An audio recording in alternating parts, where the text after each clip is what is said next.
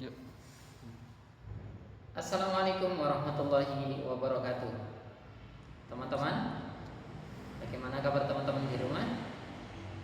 Sehat ya, insya Allah ya. Baik teman-teman sekalian, hari ini Ustaz akan menyampaikan materi tentang Pandu Hidayatullah. Baik teman-teman sekalian, teman-teman pasti pernah mendengar kalau ada pertanyaan, bagaimana kondisi? Maka jawabannya adalah 5, 4. Kenapa tangannya harus begini terus naik? Karena ada maknanya teman-teman sekalian. 5, 4 adalah surah Al-Maidah ayat 54, yang artinya kita harus menjadi generasi yang ketika bertemu dengan sesama muslim kita berlemah lembut, tapi kepada orang kafir kita harus tegas. Teman-teman sekalian, makna dari tangan yang semakin naik itu adalah makna bahwa kondisi kita semakin hari harus semakin meningkat. Baik teman-teman sekalian, bagaimana kondisi? 5, 4. Baik teman-teman sekalian, ada salam di dalam pandu. Salam 554. Kalau ada yang mengatakan salam 554, maka jawabannya taat, sabar, dan semangat. Ya, kalau ada pertanyaan dari komandan pandu menanyakan salam 554, maka jawaban kita adalah taat, sabar, semangat. Baik, itu teman-teman sekalian ya. Baik, teman-teman sekalian yang dirahmati Allah Subhanahu wa taala. Pada hari ini Ustaz akan menyampaikan materi tentang Pandu Hidayatullah. Materi yang akan kita pelajari kali ini adalah materi yang bersifat berjenjang. Nanti teman-teman akan mempelajari materi-materi lain pada saat pandu teman-teman. Nah, teman-teman sekalian yang dirahmati Allah Subhanahu wa taala, kali ini kita akan mempelajari tentang makna dan tujuan ibadah. Teman-teman mungkin sudah banyak yang mengetahui apa sih makna itu. Mungkin di antara kita, di antara teman-teman akan mengatakan bahwa makna itu arti, Ustaz.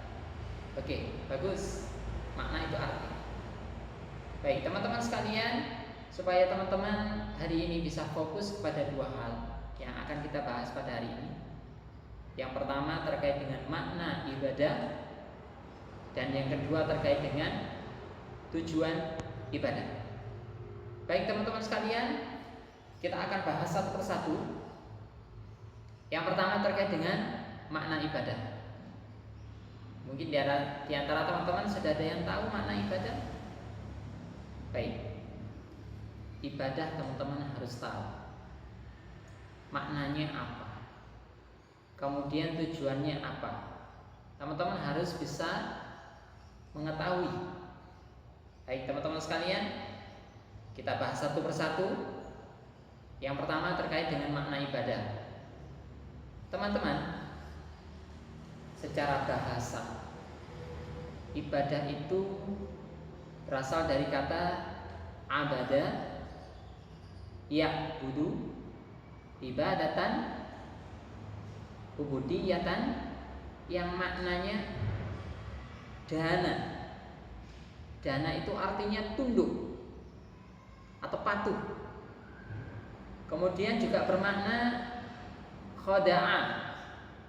Khoda'a itu artinya juga tunduk, merendahkan diri. Ya.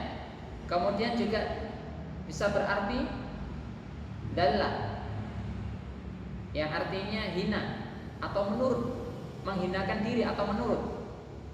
Nah, jadi jika ada orang yang mengatakan seseorang beribadah kepada Allah, berarti teman-teman sudah harus bisa memaknai. Kalau ada orang yang mengatakan seseorang beribadah kepada Allah, Ya. Maka artinya dia itu tunduk, patuh, merendahkan diri, merasa hina, dan menuruti apa yang dimau oleh Allah. Jadi Ustaz ulangi, kalau kita maknai ibadah itu secara bahasa, maka teman-teman akan mengetahui seseorang kalau mengatakan ada Mas Fulan, ada Fulan yang beribadah kepada Allah, maka bisa kita maknai bahwa si Fulan tadi dia itu merendahkan diri kepada Allah, dia tunduk kepada Allah, dia menurut kepada Allah, patuh kepada Allah. Ya, jadi kalau ada orang mengatakan seseorang telah beribadah kepada Allah, maka seseorang itu bisa dipastikan dia sudah tunduk, patuh, merendahkan diri kepada Allah. Nah, baik teman-teman, kira-kira kalau dari pengertian yang tadi, teman-teman sudah bisa memaknai apa ibadah itu? Baik, teman-teman sekalian, secara istilah ibadah itu ada banyak hal.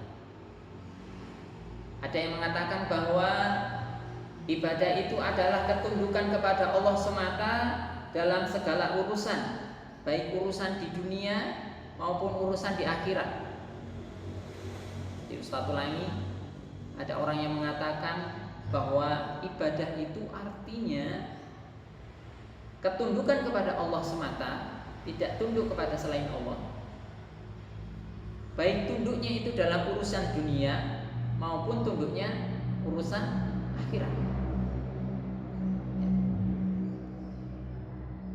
Dia mau melakukan apapun, dia harus ingat bahwa tunduknya dia hanya kepada Allah. Kemudian ada orang yang mengatakan ibadah itu adalah taat kepada Allah dengan melaksanakan perintahnya melalui lisan Rasul. Saya ulangi, ada orang yang mengatakan makna ibadah itu adalah taat kepada Allah dengan melaksanakan perintahnya melalui lisan para rasulnya. Ya. Kemudian juga ada orang yang mengatakan bahwa ibadah itu adalah merendahkan diri kepada Allah, yaitu tingkat tunduk yang paling tinggi disertai dengan rasa mahabbah. Mahabbah. Tahu teman-teman mahabbah? Mahabbah itu artinya cinta. Ya. Cinta yang sangat tinggi kepada Allah. Seseorang yang sudah cinta yang tinggi kepada Allah, maka seseorang itu akan mengikuti apapun yang diminta oleh Allah Subhanahu wa taala. Allah menyuruh kita untuk sholat, maka dia akan sholat. Kita akan sholat. Kenapa? Karena kita cinta kepada Allah. Seseorang yang cinta kepada Allah, lalu Allah memerintahkan kita untuk menjauhi, misalkan menjauhi bergaul dengan lawan jenis secara berdekatan, maka seseorang itu akan menjauhi perbuatan itu. Kenapa? Karena dia cinta kepada Allah.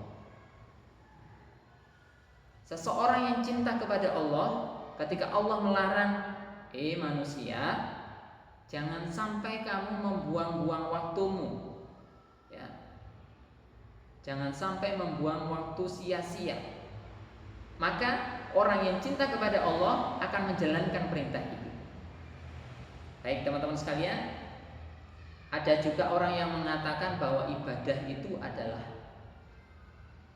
istilah yang digunakan untuk menyebut segala perkara yang dicintai oleh Allah, segala perkara yang diridhoi oleh Allah, baik itu berupa perkataan, perbuatan, maupun yang sifatnya itu perkataan atau perbuatan atau yang lahiriah maupun batiniah. Contoh, teman-teman. Misalkan teman-teman melakukan ibadah salat 5 waktu contohnya. Kira-kira Allah senang nggak? Allah ridho nggak? Kira-kira? Pasti jawabannya teman-teman ridho, Ustaz. Ya, betul. Kalian benar. Ketika kita melaksanakan sholat, Allah ridho, Allah cinta kepada kita. Maka ketika posisi seperti itu, maka itu termasuk ibadah. Lalu misalkan teman-teman, misalkan kita rasan-rasan nih, atau setidaknya kita iri, ada teman kita punya tas bagus, lalu tiba-tiba dalam hati kita nggak terima kalau teman kita punya tas yang bagus. Kita kepingin tasnya itu cepat rusak, gitu ya. Nah, maka kira-kira perasaan ini boleh tidak? Pasti jawaban teman-teman tidak boleh. Kenapa? Karena Allah tidak akan ridho ketika kita merasa iri kepada orang lain. Sudah bisa dipahami teman-teman? Baik, kita lanjut teman-teman. Tadi teman-teman sudah mendapatkan gambaran apa sih makna dari ibadah. Teman-teman sudah tahu ya, tunduk, patuh, ya, pokoknya berserah diri kepada Allah. Mungkin bahasa sederhananya teman-teman, ibadah itu apa? Ibadah itu melaksanakan perintah Allah dan menjauhi segala larangan. Bagus teman-teman. Baik, sekarang kita akan bahas yang kedua teman-teman. Kalau tadi pertama kita membahas tentang maknanya ibadah, sekarang kita membahas tentang tujuannya ibadah. Nah, sebelum Ustadz bahas, kira-kira teman-teman, kira-kira tujuan ibadah itu apa saja? Coba sambil dipikir-pikir. Kira-kira tujuan ibadah itu apa? Sudah tergambar? Barangkali yang Ustadz ucapkan setelah ini sama dengan yang dipikirkan oleh teman-teman. Oke, Ustadz akan sebutkan. Tujuan ibadah itu adalah merealisasikan, atau bahasa sederhana kita adalah mewujudkan. Mewujudkan apa? Mewujudkan kehendak Allah dalam hal penciptaan manusia, penciptaan makhluknya. Coba teman-teman ingat, pasti teman-teman pernah mendengar atau bahkan mungkin sering mendengar ayat yang begini teman-teman. A'udzu billahi minasy syaithanir rajim. Bismillahirrahmanirrahim. Wa ma khalaqtul jinna wal insa illa liya'budun. Pernah dengar ayat ini? Pasti teman-teman pernah dengar. Bahkan mungkin sering teman-teman dengar. Ya. Maknanya apa? Ayat ini menjelaskan tentang wa ma khalaqatul jinna wal insa illa liya'budun. Dan tidaklah aku ciptakan jin dan manusia kecuali untuk beribadah kepada Allah. Ya. Jadi manusia diciptakan oleh Allah untuk apa? Untuk beribadah kepada Allah. Nah, teman-teman sudah tahu ya. Kemudian di ayat lain juga ada teman-teman. Mau tahu ayatnya? A'udzu billahi minasy syaithanir rajim. Bismillahirrahmanirrahim. Ma uridu minhum mir rizqin wa ma uridu an yut'imun. Ma uridu minhum mir rizqin wa ma uridu an yut'imun. Aku tidak menghendaki rizki sedikit pun dari mereka, dan aku tidak menghendaki supaya mereka memberiku makan. Teman-teman tahu maknanya? Kalau teman-teman punya sesuatu, cinta kepada Allah, itu bukan kemudian, ya Allah, saya cinta kepadamu, saya kasih makan ya, saya kasih roti. Kira-kira Allah terima? Tidak. Allah tidak butuh rezeki dari kita dan tidak butuh makan dari kita. Kalaupun toh kita beribadah kepada Allah karena kita butuh kepada Allah, bukan karena Allah membutuhkan kita. Jadi sudah jelas ya, tujuan ibadah itu adalah untuk sebagai perwujudan kehendak Allah dalam penciptaan makhluknya. Baik teman-teman sekalian yang dirahmati Allah Subhanahu wa taala. Kalau kita sudah tahu maknanya beribadah dan kita sudah tahu tujuannya beribadah, maka tugas kita adalah beribadah kepada Allah. Baik teman-teman sekalian, itu yang bisa Ustaz sampaikan. Jangan lupa setelah ini teman-teman beribadah kepada Allah, karena tujuan kita diciptakan oleh Allah adalah untuk beribadah kepada Allah. Baik, Ustaz tunggu. Setelah ini Ustaz akan meminta kepada teman-teman untuk melaporkan kegiatan ibadah teman-teman di rumah. Selamat berjuang, selamat mencari pahala, dan selamat untuk menjalankan ibadah kepada Allah Subhanahu wa taala. Terima kasih. Ustaz akhiri. Assalamualaikum warahmatullahi wabarakatuh. Salam pandu, salam 554. Taat, sabar, semangat. Assalamualaikum warahmatullahi wabarakatuh.